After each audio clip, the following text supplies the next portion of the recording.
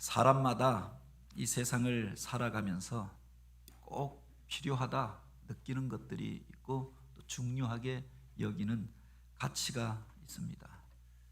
이 세상을 살면서 돈이 있어야 우리가 무엇을 살 수도 있고 또 우리가 원하는 것들을 얻을 수가 있기 때문에 돈이 있어야 한다고 생각합니다. 무엇인가 우리가 힘있게 어떤 일들을 하려고 하면 자본이 있어야 하고 자산이 있어야 한다. 그래서 그 자본을 모으기 위하여 또 자산의 가치를 불리기 위하여 또 애쓰는 이들도 있지요.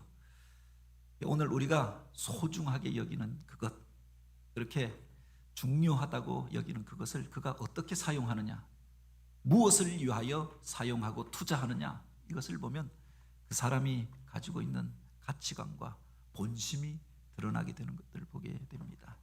말로는 이렇게 저렇게 이야기하는데 정작 중요하게 여기는 그 물질은 또 그 시간은 그리고 그가 가지고 있는 소유나 그 자산들은 그것을 향하여서 투자하거나 사용하지 않는다라고 하면 사실은 본심이 아닐 수가 있는 거죠. 그의 보물이 있는 곳에 그의 마음이 있다라고 하였습니다. 여러분의 마음은 무엇을 향하고 있고 여러분이 소중하게 여기는 그것은 무엇입니까? 투자 전문가들이 어떤 일에 투자를 할 때 먼저 살펴보아야 할 투자의 중요한 원칙이 있다라고 했습니다. 첫 번째가 바로 안정성입니다.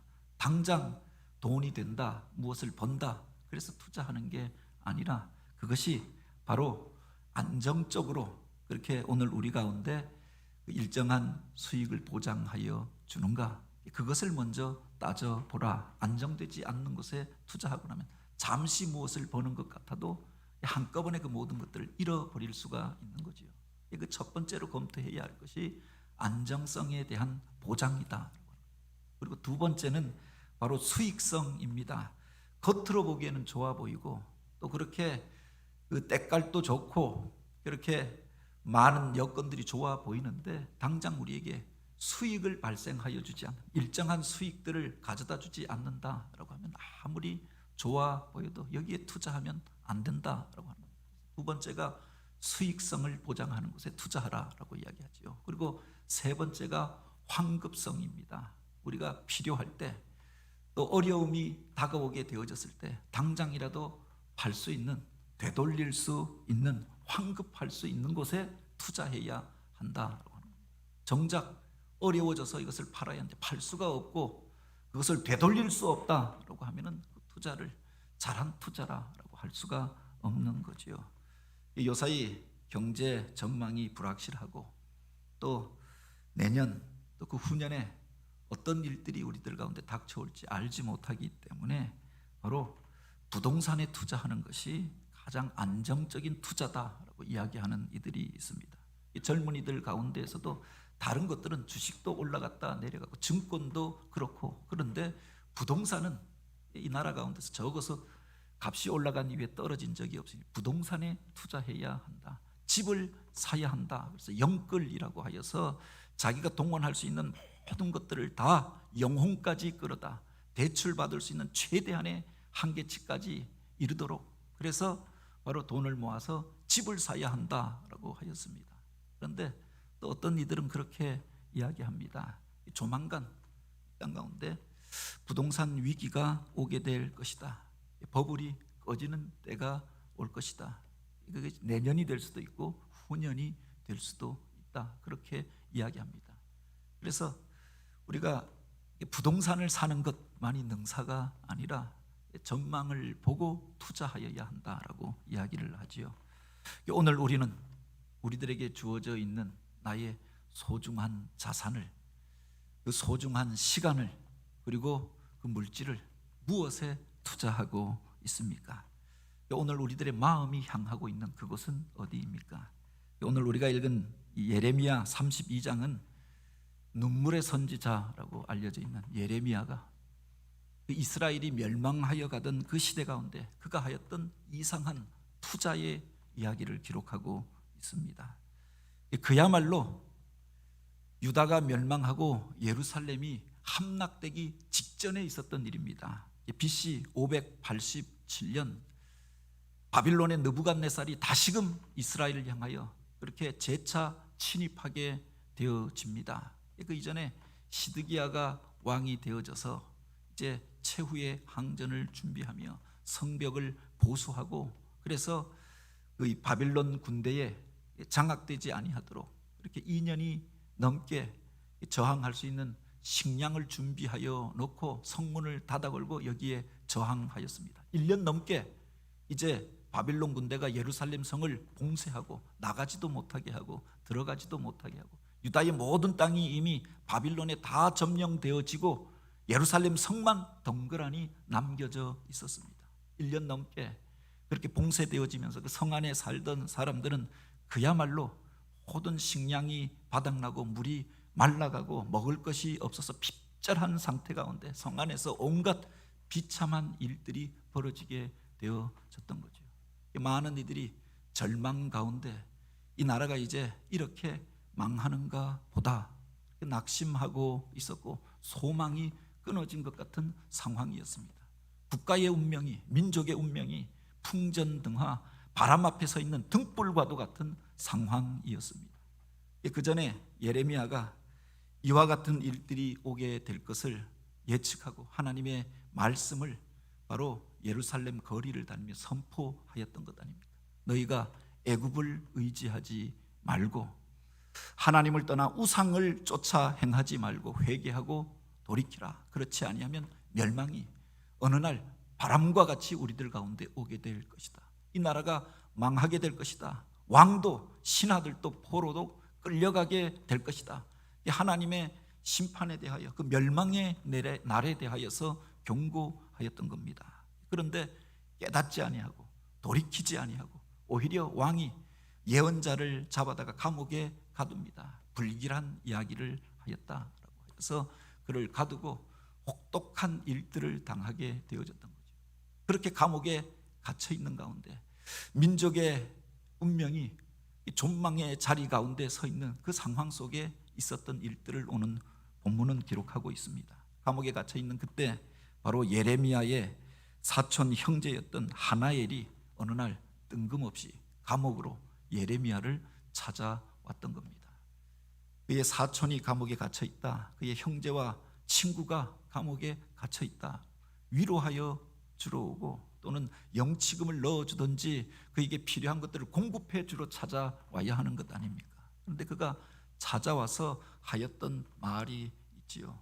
이제 내가 살기 어렵게 되어졌으니 내 땅을 팔아야 하는데, 먹고 살 도리가 없으니 그 땅을 팔아야 하는데 내가 내 땅을 사라. 과거에 이스라엘 사람들은 땅을 사고 팔 때 먼 사람들, 다른 족속이 아니라 자기 지파 안에서 팔도록 하였던 겁니다. 그 땅이 다른 가문으로 넘어가지 않도록 가나안 땅에 들어가서 각 지파별로 땅을 나누어 줬잖아요. 그래서 그가 빚을 지고 부득이한 상황이 오면은 바로 그 땅을 살 권리가 가까운 친척에게부터 있었던 겁니다. 그래서 예레미야에게 찾아와서 너가 바로 이 땅을 사라. 그 기업을 물을 권리가 너에게 있느니라. 마치 예레미야를 생각하여 주는 것처럼 말하면서 그 땅을 사라고 제안하여 왔던 겁니다. 당장 나라가 망하여 가는 시점이었습니다. 언제 예루살렘 성이 무너지고 그 나라가 끝나버릴지 알지 못하는 그야말로 존망의 자리 가운데서 와서 뚱뚱하게, 그것도 예루살렘 성 밖에 있는 아나돗에 있는 그렇게 그 베냐민 땅에 있는 그 땅을 사라고 제안하였던 겁니다. 이미 그 땅은 바빌론 사람들에 의해서 장악되어져 있는 땅입니다.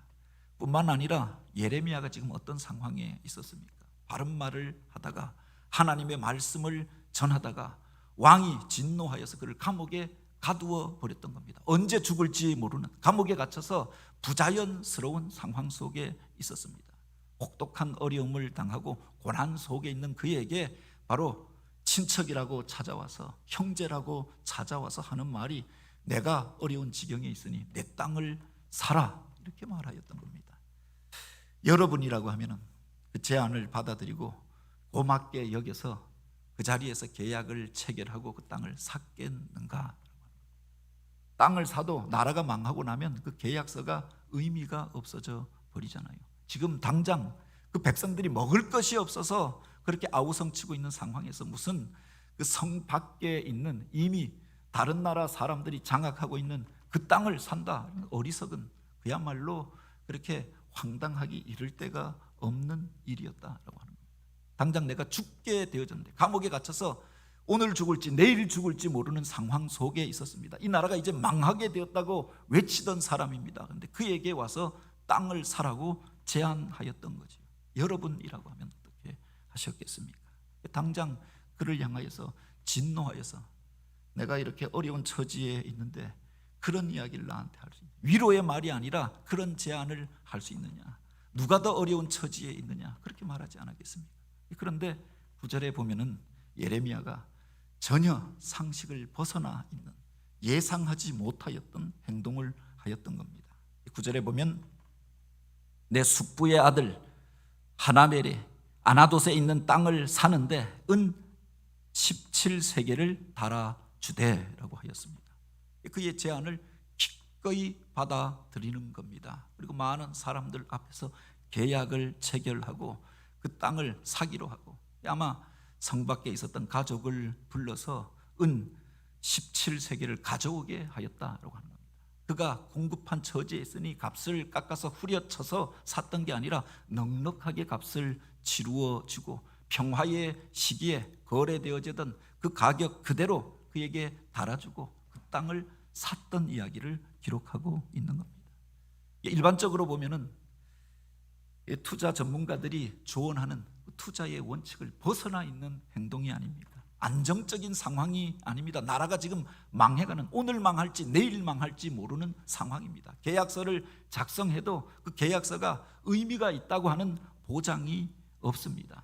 땅을 팔고 나면 그 돈을 되돌릴 수도 없는 상황이었다라고 하는 겁니다. 당장 감옥에 갇혀 있는 그에게 어떤 이익도 가져다 주지 못하는, 어떤 권리도 행사할 수 없는 땅이었습니다. 그런데 그가 기꺼이 그 제안을 받아들이고 그 계약서에 자기 이름을 적어놓고 임봉하여서 바로 그 대가를 지불하였다라고.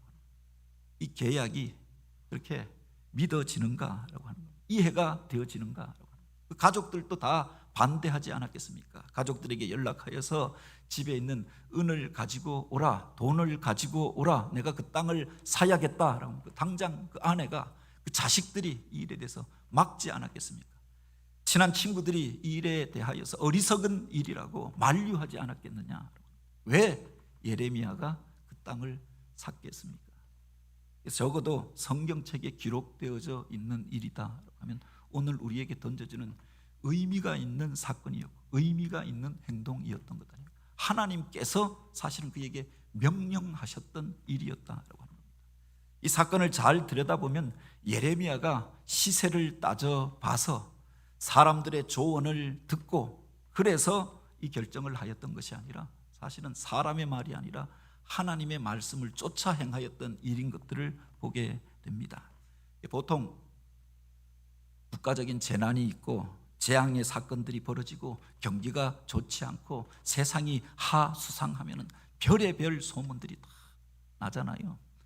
무엇이 어찌 되어졌다라고 이야기합니다. 종말이 왔다라고 이야기합니다. 이 나라가 이제 그렇게 내일이면 망하게 되어질 것이다. 경제 공황이 온다라고도 이야기합니다.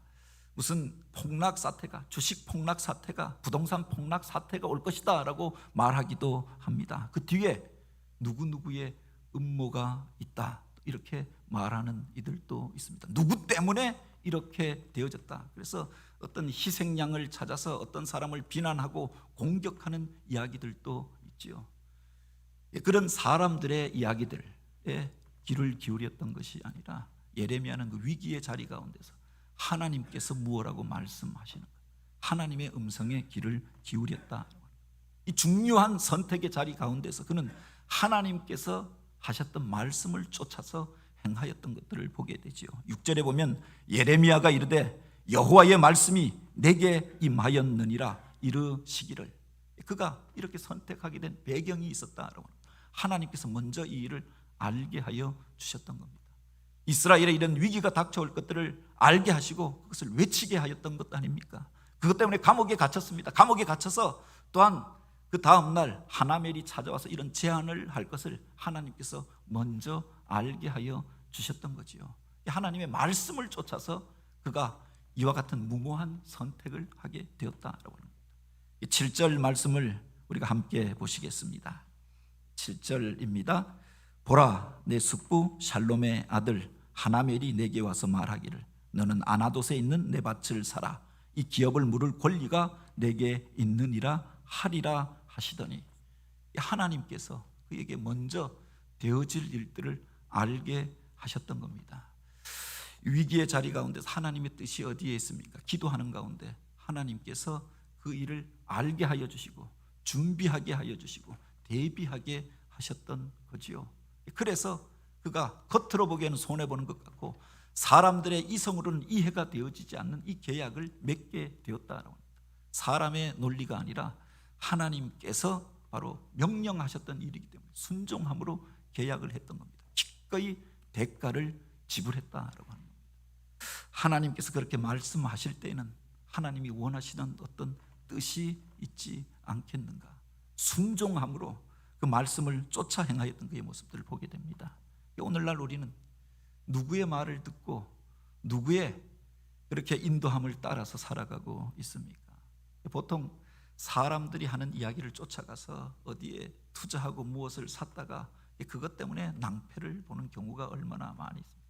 요 사이는 보이스 피싱이라고 해서 그렇게 무슨 전화가 걸려오는데 옛날처럼 연변 사투리를 쓰는 것도 아니고 그야말로 전화 번호도 거의 비슷한 카톡으로 오는데 그것도 무슨 진짜 경찰서에서 온 것처럼 무슨 검찰청에서 온 것처럼 그렇게 와서 걱정하는 말투로 믿음직한 목소리에 사람이 안내를 하여 주는 대로 행하였습니다. 당신이 지금 해킹을 당하여서 문제가 생겼으니 이렇게 하셔야 합니다. 그대로 하다가 엄청난 손해를 보는 경우가 얼마나 많이 있습니다. 미혹하는 자들의 이야기를 듣고 쫓아갔다가 이단에 빠지고 그것 때문에 또 어려움을 겪는 이들이 얼마나 많이 있습니다. 오늘 우리가 세상을 살아갈 때 오늘 우리는 누구의 목소리를 듣고 있는가? 예레미야는 그 위기의 때에 하나님의 음성을 듣고자 하였다라고 하는 겁니다. 하나님께서 그 땅을 사라라고 하셨으니 기꺼이 손해보는 것이었지만 사기로 결정하였던 겁니다. 하나님의 뜻이 있음을 믿고 기꺼이 이 거래에 투자에 나서게 되어졌던 거죠. 왜 하나님께서 그에게 그 땅을 사도록 하였을까? 그 뒤에 보면은 그가 계약을 맺는 장면이 나옵니다. 10절에 보면 이렇게 기록하고 있죠. 증서를 써서 봉인하고 증인을 세우고 은을 저울에 달아주고 법과 규례대로 봉인하고 봉인하지 아니한 매매 증서는 내가 가지고 나의 숙부의 아들 하나멜과 매매 증서의 인친 증인 앞과 시위대 뜰 앞 앉아있는 유다 모든 사람 앞에서 그 매매 증서를 마세아의 손자 네리아의 아들 바룩에게 붙이며 그들 앞에서 바룩에게 명령하여 이르되, 이 계약을 맺는데 두 사람이 은밀하게 맺었던 것이 아니라 사람들을 불러서 증인으로 삼고 모든 사람들이 보는 자리에서 계약을 맺었다. 그가 그래도 이스라엘의 유명한 예언자였기 때문에 감옥 안에 갇혀 있으면서도 어느 정도의 자유가 보장되었던 것 같습니다. 그래서 사람들을 부르고 가족들에게 은을 가져오게 하고 계약을 맺는데 증인들 앞에서 계약을 맺고자 하였다. 시위대 뜰에 그가 잡혀 있었고 갇혀 있었는데 그 시위대에 있었던 많은 사람들, 유다 모든 사람들이 보는 자리 앞에서 계약을 맺었던 거죠. 그래서 그 증서를 두 개를 만들어서 하나는 봉인하여서 보관하여 놓고 하나는 펼쳐서 모든 사람들이 읽도록 하였다라고 합니다. 단지 보게만 하였던 것이 아니라 제자 바룩을 불러서 바로 이 일의 의미에 대하여 사람들 앞에 선포하게 하였던 거지요. 그 속에 뜻이 담겨져 있었던 것 아닙니까?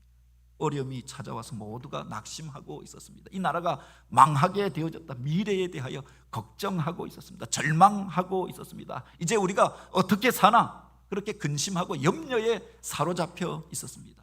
그들에게 이것이 끝이 아니다라고 하는 것을 보여주고자 하였던 것이 아닌가.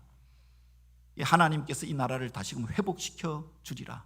하나님께서 다시금 이 땅에서 우리를 살게 하리라. 잠시 잠깐 우리가 어려움을 겪지만, 잠시 잠깐 이것 때문에 우리들 속에 있는 죄악으로 인하여서 이런 고난과 이런 수모를 우리가 겪지만, 하나님께서 우리를 다시금 회복시켜 주셔서 이 땅에서 살게 되리라 라고 그가 선포하였습니다. 말만 선포하였던 것이 아니라 그 말씀을 믿고 기꺼이 이 계약에 나서게 되어졌던 거죠.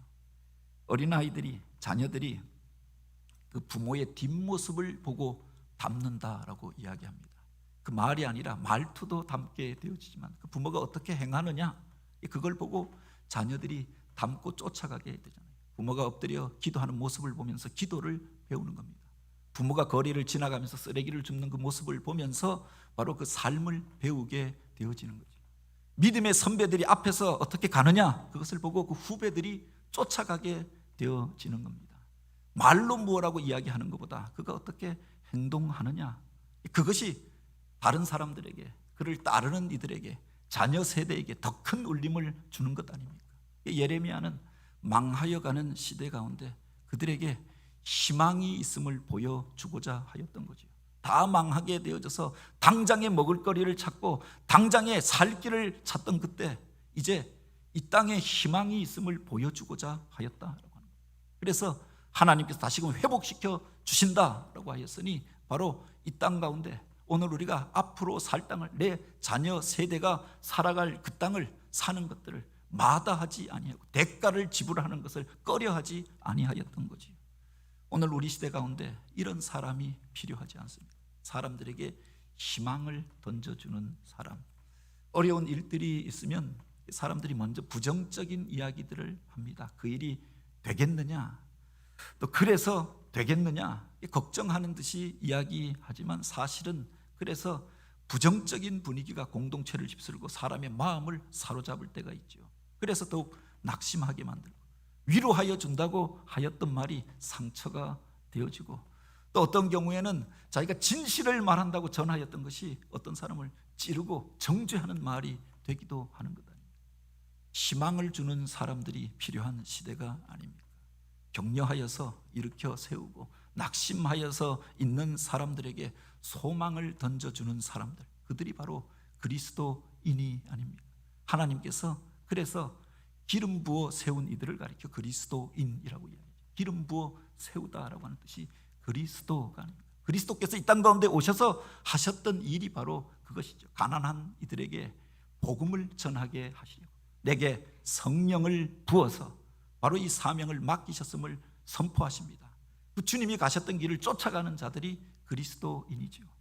예언의 은사를 받았다고 하는 게 무엇인가? 그냥 앞으로 되어질 일들을 알고 전하는 사람이 예언자가 아니라 하나님의 말씀을 맡고 그 말씀을 쫓아 살아가는 사람들, 그들을 가리켜 예언자라고 이야기합니다. 예언의 은사를 받았다라고 하는 것, 앞일을 바라보면서 그 일을 준비하고 자기 삶을 통하여서 거룩한 영향력을 끼치는 사람들을 가리켜 예언의 은사를 받았다라고 이야기하는 거죠.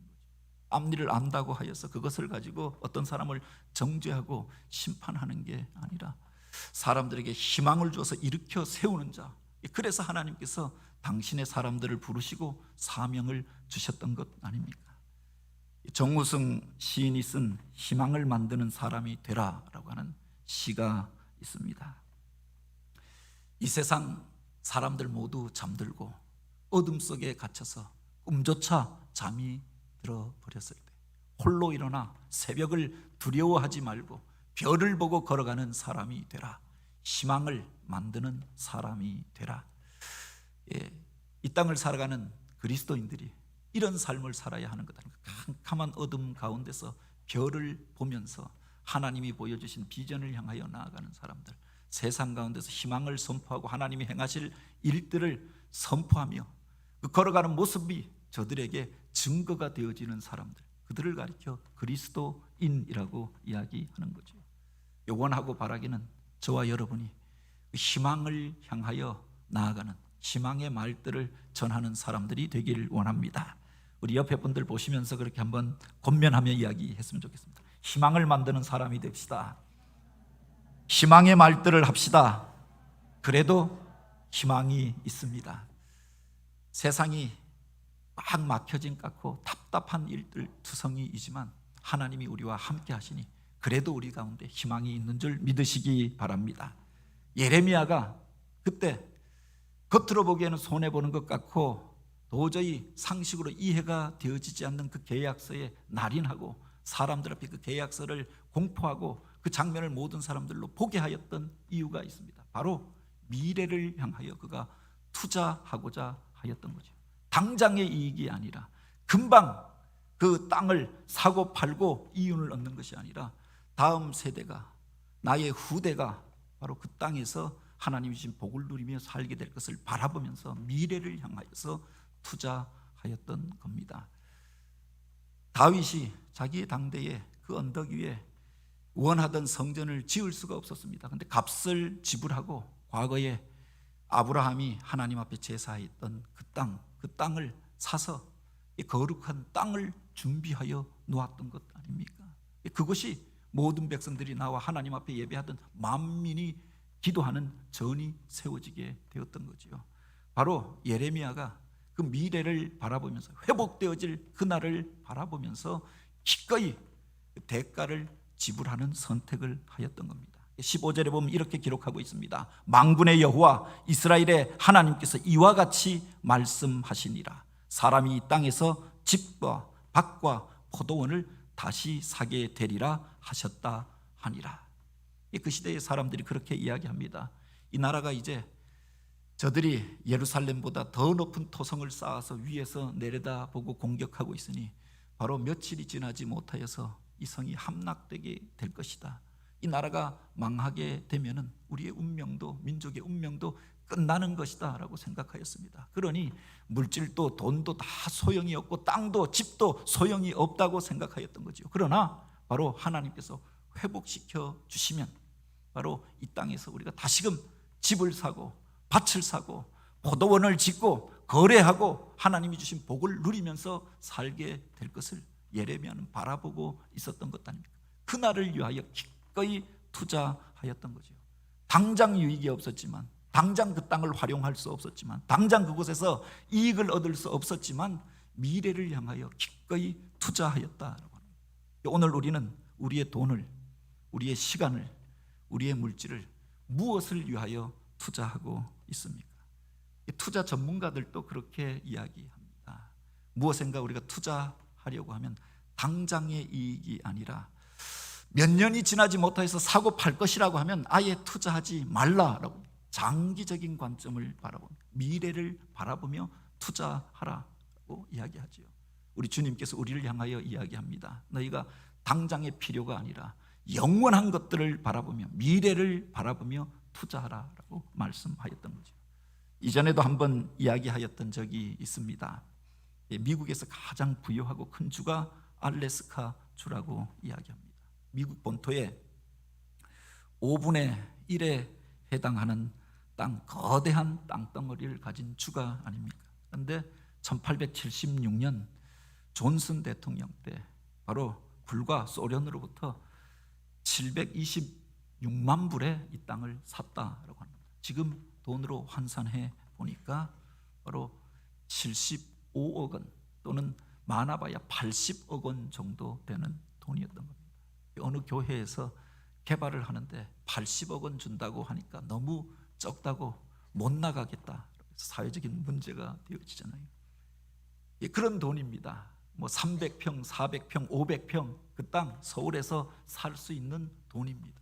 그런데 그 돈으로 이 땅을 사라. 소련에서 제안이 왔던 겁니다. 1차 세계대전이 지나고 자기들이 경제가 어려우니까 그렇게 동쪽 끝에 있는 그 땅, 얼음으로 가득한 그 땅에 가까우니까 캐나다에 살아라고 하더니 캐나다가 못 산다. 미국에 살아라고 하니까 미국에서 이 일을 놓고 토론이 벌어지게 되었던 겁니다. 의회에서 가치 없는 얼음으로 가득한 에스키모들이나 살아가는 그 땅을 사서 무엇 하겠는가? 얼음이 부족해서 이 땅을 사겠는가? 반대 여론이 극심하였다라고 하죠.